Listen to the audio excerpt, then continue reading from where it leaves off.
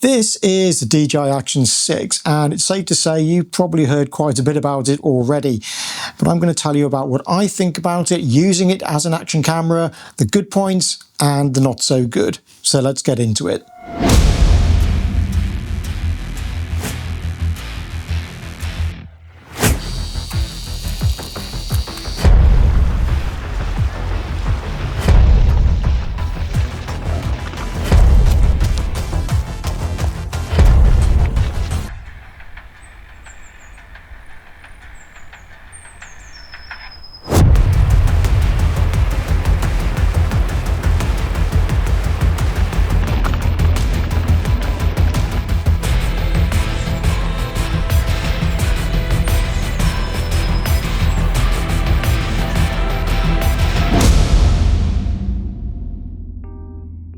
Now, the Action 6 has become a little bit bigger since the Action 5. It's a similar dimension to the Hero 13, so it is a bit chunkier, but it doesn't feel all that much heavier. I'm pleased to say that the side door design has been improved quite drastically.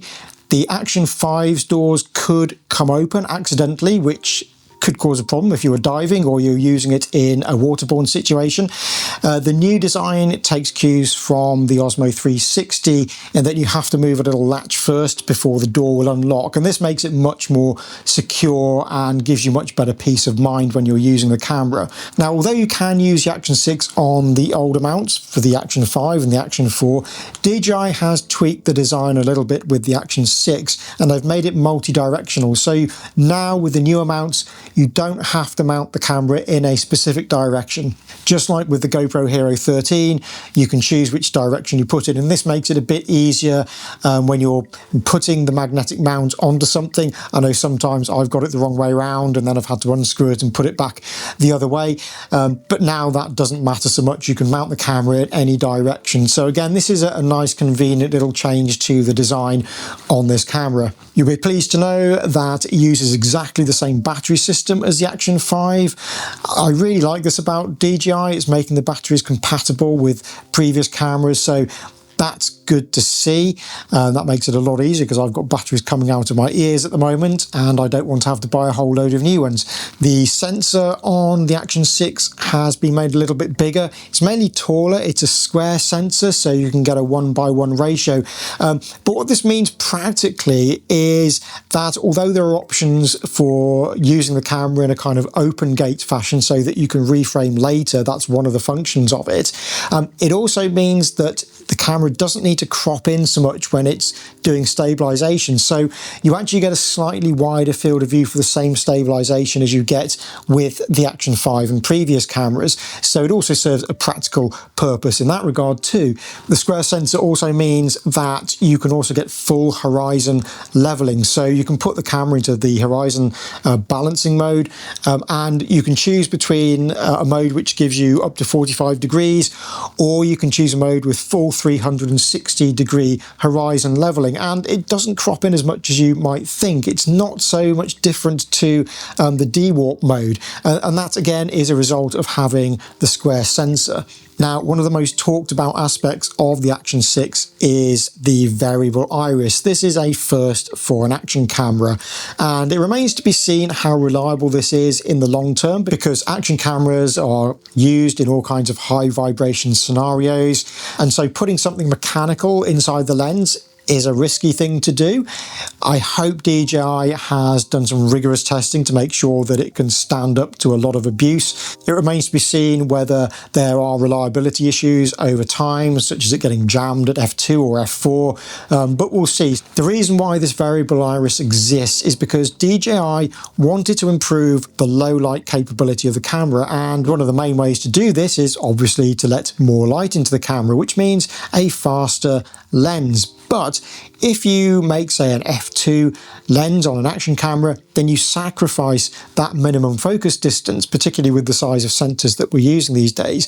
Even though you might consider it to be a small sensor on this camera, for an action camera, it's still pretty large. And DJI figured that even with the Action 5, it was on the optical limits for an acceptable minimal focus distance, even at f2.8. So putting an f2 lens on the camera would mean sacrificing close focus even more.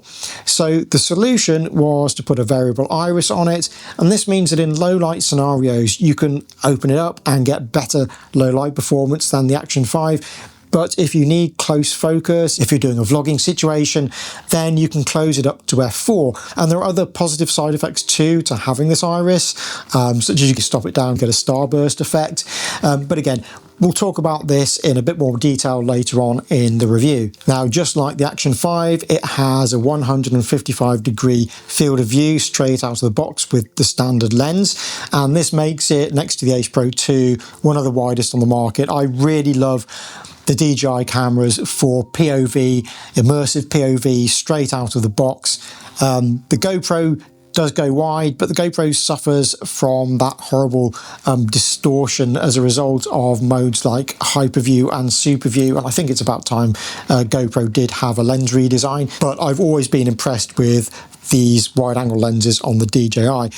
Now, the Action 6 has a few more options on it for field of view than the Action 5, such as the natural wide view, and this gives a really nice ultra wide view. It's not suitable for POV, but it gives you straight edges on the vertical, and it's noticeably wider than the standard D-warp mode, which gives you straight edges in all directions. Now, the boost lens, which is an aftermarket lens which can give you up to a 182-degree field of view if you have the stabilization off, that's now auto recognized by the camera, so it's taking cues from GoPro again, in that when you put these different lens mods onto the camera, it auto recognizes them. That's not the case for the ND filters though. The ND filters still clip onto the front of the lens, so there's no auto recognition for those. But with the boost lens and the new macro lens, the camera auto recognizes that these have been attached to the camera. And again, I really like the boost lens. I've spoken about it before,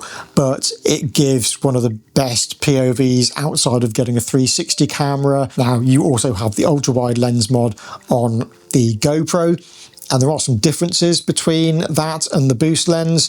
The boost lens, for example, doesn't give you the option of full horizon leveling like the ultra wide lens mod on the GoPro does. The other limitation when using the boost lens is that you don't get the option of the 1:1 ratio. So when you're shooting with the Action 6 with the standard lens attached, you can put it into, they call it the custom frame mode, and that gives you the full 1:1 ratio of the sensor, so that you can crop for different social media outputs, such as 9:16 or 16:9 or whatever takes your fancy. But the 1:1 ratio, curiously, isn't available when you're using the boost lens. And again, I'd be interested to know why this is. So it's as well to be aware of that if you're used to using the 1:1 mode on the ultra wide lens mod on the GoPro. Again, that's not available when you're using the equivalent to the boost lens on the Action 6. Talking of the 1:1 ratio mode on this camera, the custom frame mode, for me, it's limited in its application, and the reason for that is that it doesn't give you the full width of the lens. So even if you put it into the ultra wide lens mode when you're in that 1:1 mode, it doesn't give you the full width of the lens. It gives you more height in the image, but it doesn't give you the width. So one of my main uses for the 1:1 mode on the GoPro using the ultra wide lens mod isn't so much for reframing for social media. It's actually so I can get the absolute widest possible POV and do distortion correction in my video editor to straighten out all the edges, so I get rid of all that fisheye effect, and I can create some really nice looking POV that way. Unfortunately, I can't do that with the Action 6 with the boost lens mod or with the standard lens. So if I'm using this camera for POV, I put it into 16:9 mode and I use the ultra wide lens option. I don't use the square ratio, so that's something to be aware of if you're going to be shooting POV. It's not to say that you can't get a good wide POV with it in the 1:1 mode, but for me personally, it's a little bit limited because it's not giving you the full width of the image. And again, I'd be curious to know why that is. Now, I know that sounds quite negative, but I'm only speaking from the point of view of how I use these particular modes. For lots of other people, the 1:1 ratio will be absolutely fine and will do the job perfectly. but it's just I have a very unique use for that mode. So I'm just pointing it out to you in case you're similar and you are after that ultra-wide POV and we're looking forward to doing a reframing or distortion correction in post afterwards. Now there's also a macro lens mod for the camera, and this allows very close focus up to, I think the minimum focus distance is 11 centimeters, and it creates a nice out of focus effect in the background as well. You could leave this on the camera. It's not designed to be used underwater. It's not sealed as far as I'm aware, so don't use it in a water scenario. And something I would like to see DJI add is focus peaking on the camera itself when you're using the macro lens. At the moment, if you want to ensure your focus and see what is in focus using focus peaking, you need to connect to the Mimo app and view it through that. So that's another limitation with it. Again, whether that can be added in a firmware later, I don't know. But again, we'll wait and see. But it's, again, something to be aware of in terms of the differences between using the macro lens on this and using the macro lens on the GoPro, which has peaking on the actual camera itself. Now that I've had a bit of a moan about the different aspect ratios and crops, let's talk about the image quality in general. I've seen some comments from people saying that they're not keen on the image from this camera, but for me, I think DJI has done a really good job, and I like the quality of the image from this camera much more than I do from the Action 5 Pro. So let's break off for a moment and talk about things in a little bit more detail. Okay, so I'm just interrupting the main review just to show you some quick comparisons between the Action 5 and the Action 6, and because there are some significant differences between the two and how they render color and lens flare and that kind of thing. So we've got this shot here looking straight into the sun, always an awkward one. And this is the Action 6 D-Log M. You can see this lovely starburst effect that you get when the camera stops down to f4. And if we put the official LUT on, I don't like using LUTs. I never really use them if I can help it, but that's the Action 6. And then if we go to the Action 5, if I can find my way around. Hello, there we go.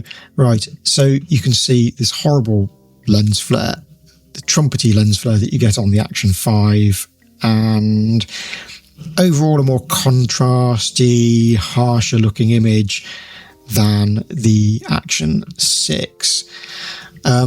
So if we go to this shot here, now this is the Action 5 again. I put the official LUT on,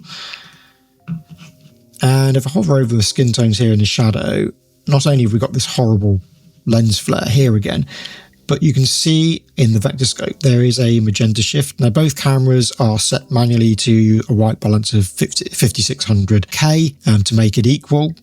And yeah, you can see that magenta shift on the skin tone in the shadow there. And if we compare that to the Action 6, put the same official LUT on, it's just rendered this skin tone a lot more neutrally. There's more shadow detail in my jacket here. The lens flare is way more pleasing than it is on the Action 5. The Action 5, as I say, just looks more electronic and harsher. So if I put my own grade on here, a rudimentary grade, just put it here on the Action 6 as well. And you've got this kind of nice glowy effect that's kind of been brought out. I've reduced the contrast a little bit compared to the official LUT, but this is the same grade, and yeah, it's probably a little maybe warm on the Action 6, but I kind of like that. I just feel that the color on the Action 6 is fuller, and you can kind of see this in the vector scope. It's the Action 5 seems to have what I would call thinner color. And then we've got this shot here. Again, I'll put the official LUT on both cameras.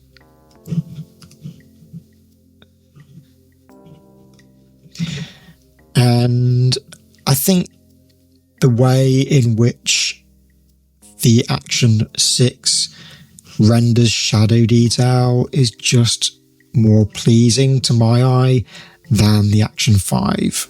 it looks more naturalistic and more pleasing to the eye, in my opinion. And again, I'm going to put my own rudimentary grade on, which again, as I say, I'm just slapping this on. It needs tuning for each shot, but it's just to give you an idea of the differences between the two.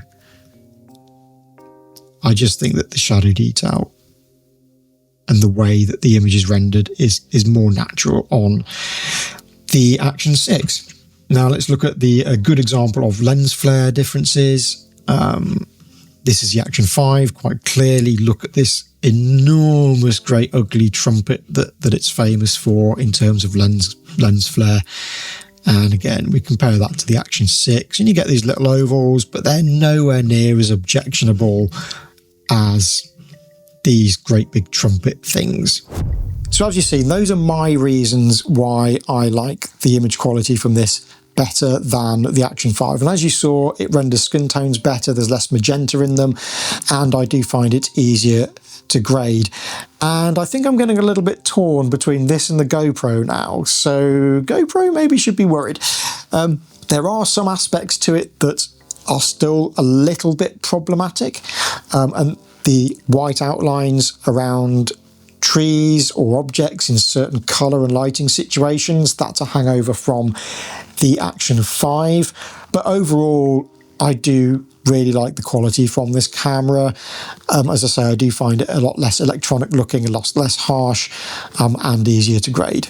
Now, one thing I've noticed that I haven't been experiencing as much as with the Osmo Action 5 is exposure ramping. Now, the Action 5 did have a habit of being hypersensitive to exposure. So if you had the camera in front of, say, a leaf on a tree and it was blowing about in the wind, sometimes the camera would be too eager to adjust the exposure as the leaf crossed the front of the camera.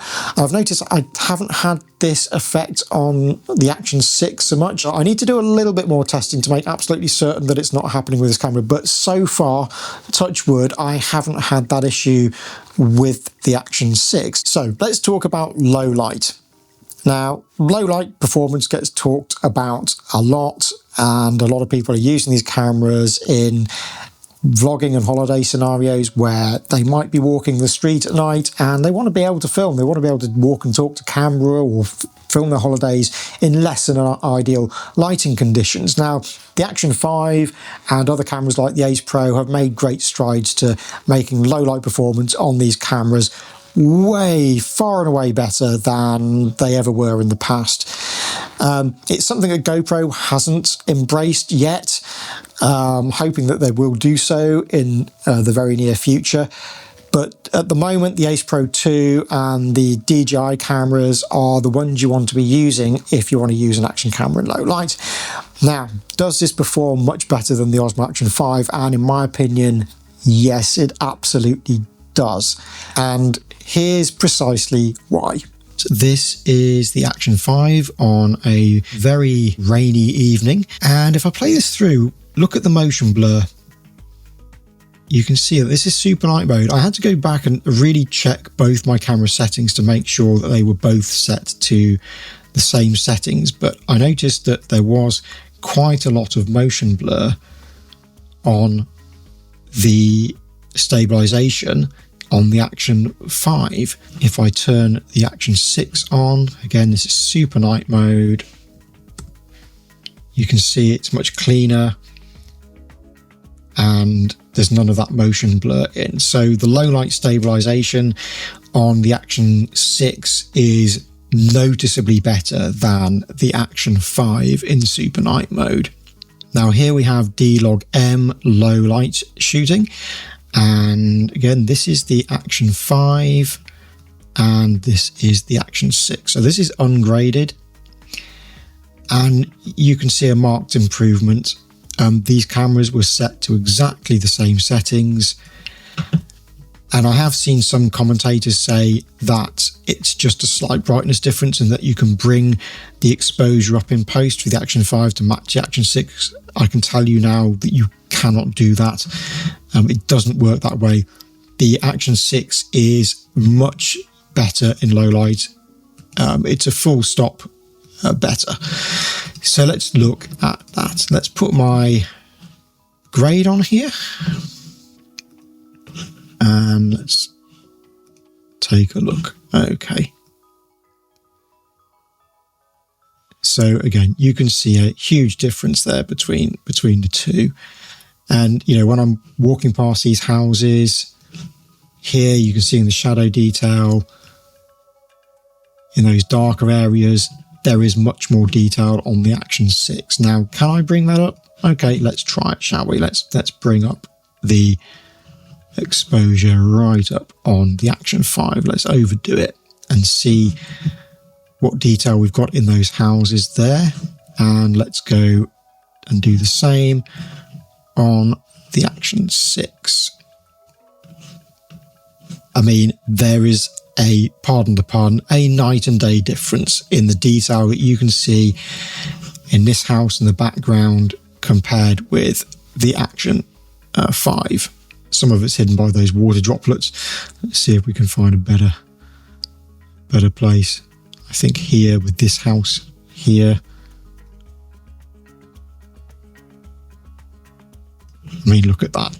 It's just much better on the Action 6.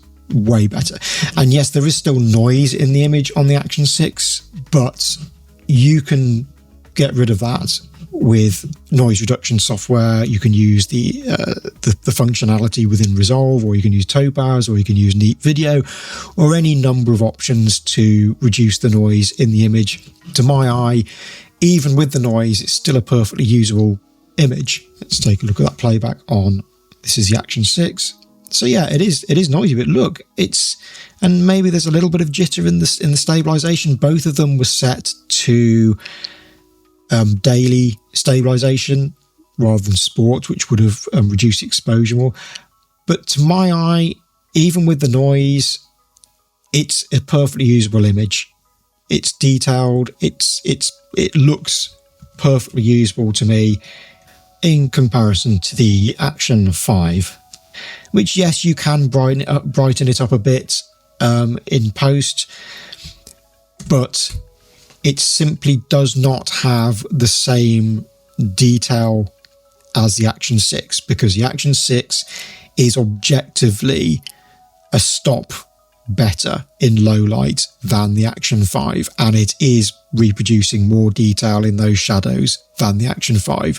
That is objectively true, and anyone who says that it isn't, and it's just simply a case of some kind of fudge or fakery going on, I'm afraid is lying to you or doesn't know what they're talking about. The Action 6 is objectively significantly better in low light than the Action 5. Now, as you've seen, it isn't just a slight brightness change. There's more detail in the shadows. It is objectively a better image in low light, even without the super night mode. And you've seen how even in the super night mode, the Action 5 can give some jittery stabilization issues that this doesn't have, because it can use a faster shutter speed by opening up to f2. You also get that nice pleasing lens flare effect that I keep mentioning. And yes, as I mentioned in that segment, the image is noisy, but it's not unusable. It's a perfectly usable image. You're not going to be able to eliminate noise on this sort of camera, this kind of sensor size. It's not a mirrorless camera, but for me, it's still a very usable picture. The only limitation I could realistically say with it is that because of the amount of noise in the image at those high ISOs, the codec does struggle. So the GoPro has the advantage in that you can use a GoPro Lab software and really ramp up that bit rate.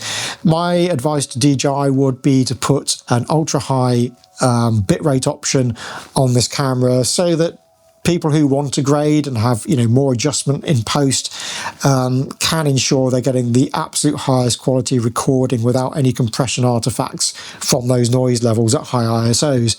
Now, when it comes to audio, obviously the Action 6 has a good feature set, being able to connect to the DJI mic series and get high quality audio that way. But I was actually surprised at how good the onboard microphone works as well.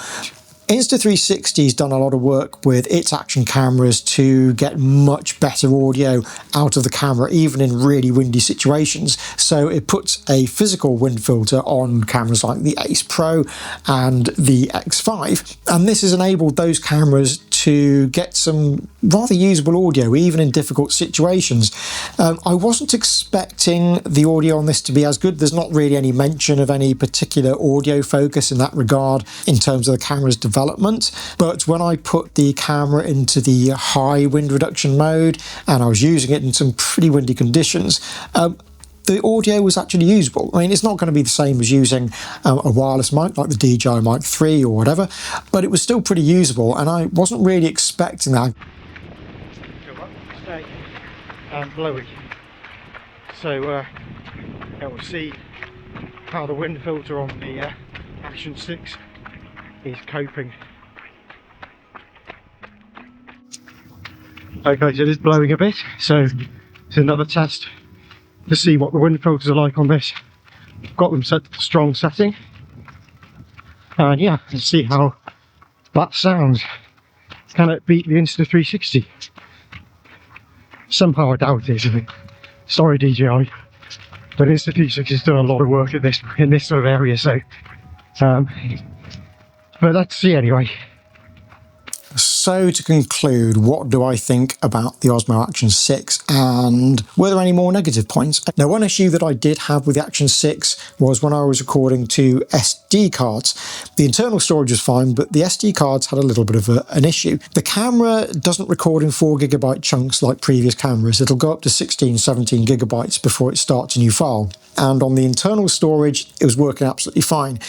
When I was recording to SD cards, it was recording that 16, 17 gigabyte file size, and then it was stopping recording. It wasn't starting a new file. I was wondering why the camera was just stopping randomly. It wasn't a thermal shutdown. Incidentally, I haven't had a thermal shutdown on this yet, but it just wasn't starting a new file, and that was only happening on the SD cards. Now, I have told DJI about this, and hopefully this is something that isn't going to be in the release firmware. I'm hoping it's something that's on the pre-release firmware that I've been using, but I do have to mention that I have been having that issue with this particular camera.